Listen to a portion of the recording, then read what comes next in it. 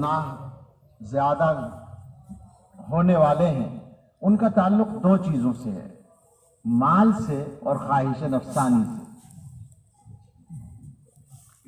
اس زمانے میں بھی ایسے لوگ موجود ہیں، مال کے سلسلے میں بتاؤں آپ کو، میں ایسے لوگوں کو جانتا ہوں کہ جنہوں نے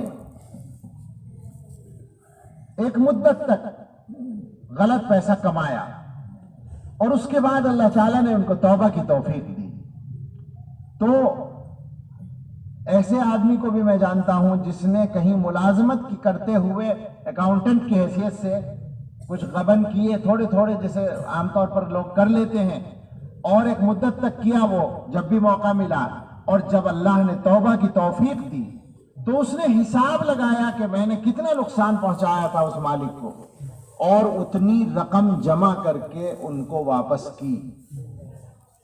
توبہ اس طرح کی۔ ایسے آدمی کو بھی میں جانتا ہوں جس سے اسی طرح سے کچھ بات ہوئی تو اس نے کچھ دنوں کے بعد بتایا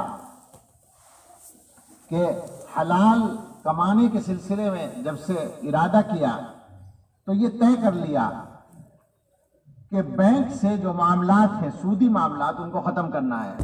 لون خاص طور سے جو بینک سے عام طور پر لوگ کاروبار کے لیے لے لیتے ہیں، کاروبار کے لیے لون لیتے ہیں لوگ، اور وہ جائز بھی نہیں ہوتا۔ تو اس شخص نے یہ بتایا کہ میں نے طے کر لیا کہ اپنے مال کو، اپنے کاروبار کو حرام سے بالکل خالی کروں گا۔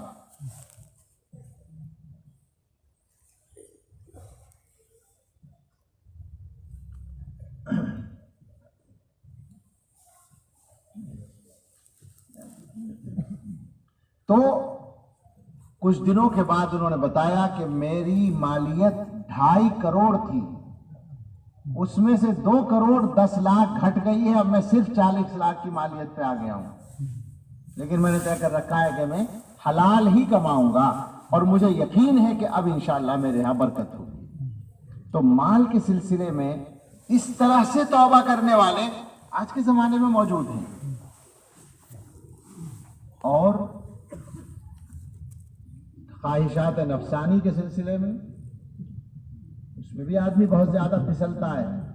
اس میں اس زمانے میں ہم جیسے گناہگاروں کو رشک آتا ہے، ایسے لوگوں کو متعین طور پر ہم جانتے ہیں، متعین طور پر، ذاتی طور پر جانتے ہیں کہ جن کو گناہوں کی دعوت ملتی ہے، جب چاہے بدکاری کریں، جتنی خوبصورت لڑکی کے ساتھ چاہے کریں، چاہے اپنے کمرے میں لا کر رکھ لیں، یہ موقع حاصل ہیں، اور یہ نہیں کہ کچھ کوشش کرنی پڑے گی، الٹی ادھر سے کوشش ہوتی ہے، اور اللہ کے وہ بندے اللہ کی توفیق سے بالکل پاک دامن زندگی گزارتے ہیں۔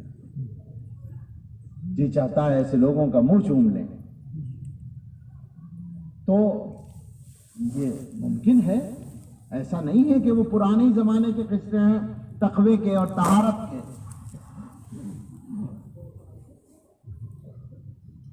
آپ نے پڑھا ہوگا، سنا ہوگا، غالباً سلیمان ابن یسار مشہور تابعی ہیں، بڑے اولیاء میں سے ہیں، تابعین میں سے ہیں۔ ان کا واقعہ، ایک مرتبہ وہ سفر میں نکلے، راستے میں ایک جگہ پڑاؤ کیا تو رفیق سفر ان کے قریبی بستی میں چلے گئے، کچھ کھانے کا سامان ان کو چاہیے تھا یا جو بھی ضرورت کی چیزیں تھی خریدنے کے لیے، یہ تنہا رہ گئے اپنے خیمے میں۔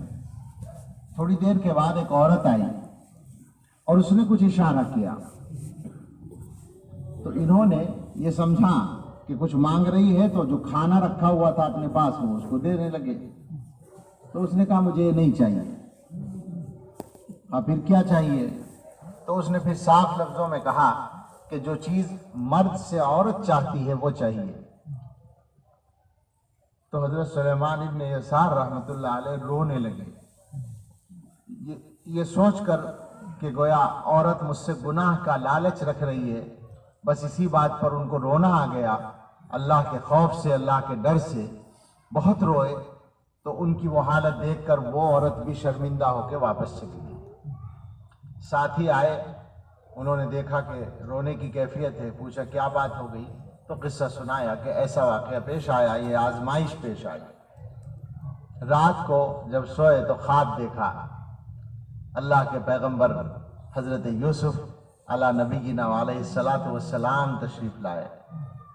انہوں نے بڑھ کے ملاقات کی. حضرت یوسف علیہ السلام کی شخصیت وہ ہے جس کو اسی طرح کی آزمائش پیش آئی تھی اور اللہ نے ان کی حفاظت فرمائی تھی. تو انہوں نے یہی کہا حضرت سے کہ حضرت آپ کا واقعہ بڑا عجیب ہے کہ زلیخا نے آپ کو بہلایا پھسلایا لیکن آپ بچ گئے. تو حضرت یوسف علیہ الصلاۃ والسلام نے فرمایا مقام ابوا والی عورت کا واقعہ اس سے زیادہ عجیب ہے. یعنی مطلب یہ کہ میں تو رسول پیغمبر ہوں, پیغمبر تھا, تم تو امتی ہو, تمہیں اللہ نے بچایا. تو یہ واقعات ہمیشہ پیش آتے رہے اس امت میں اور آج بھی ہیں. ہم لوگ اگر پختہ ہو جائیں, سچی توبہ کر کے پکا ارادہ کر لیں کہ ہمیں گناہوں سے بچنا ہے, تو اللہ تعالیٰ آسان فرما دیتے ہیں. میں عبرت پکڑتا ہوں اور تعجب ہوتا ہے جب اس طرح کے لوگوں کا مجھ سے رابطہ ہوتا ہے اور وہ بات سناتے ہیں, واقعہ سناتے ہیں, سچے واقعہ سناتے ہیں. ابھی پرسوں ایک آدمی بات کر رہا تھا, تو میں نے اس سے یہی لفظ کہا کہ بھئی جی چاہتا ہے کہ تمہاری پیشانی چوم لیں, یہ تقویٰ ہے, اسی کا نام تقویٰ ہے.